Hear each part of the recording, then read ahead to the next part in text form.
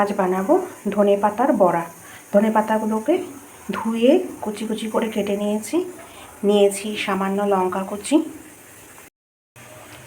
এর সাথে অ্যাড করব বেসন 1 চামচ মতো,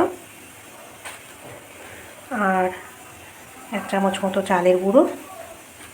চালের গুঁড়োটা একটু সামান্য বেশি দিচ্ছি যাতে মচমচে হয়।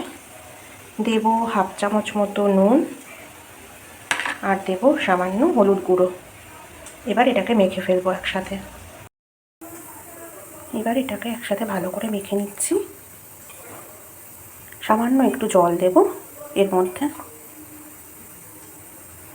না হলে তো মাখাটা হবে না। দিয়ে এবার এটাকে ভালো করে মেখে নেব।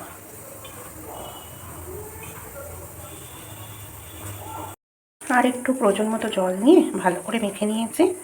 এবার এটাকে গোল গোল করে নিয়ে বড়ার মতো করে ভেজে নেব এভাবে। এবার কড়াইতে আমি একটু সাদা তেল নিয়েছি।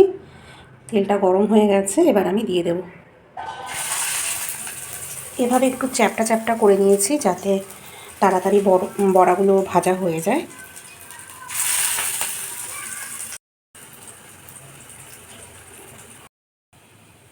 একটা পাশেই হয়ে যাবে, আমি এবার বড়াগুলোকে উল্টে দিচ্ছি।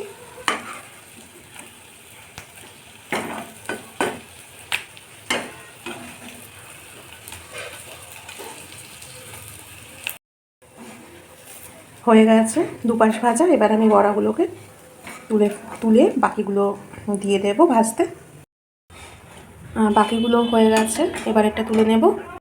এটা গরম ভাত দিয়ে ভালো লাগে খেতে, আর ডাল ভাতের পাশেও ভালো লাগবে খেতে।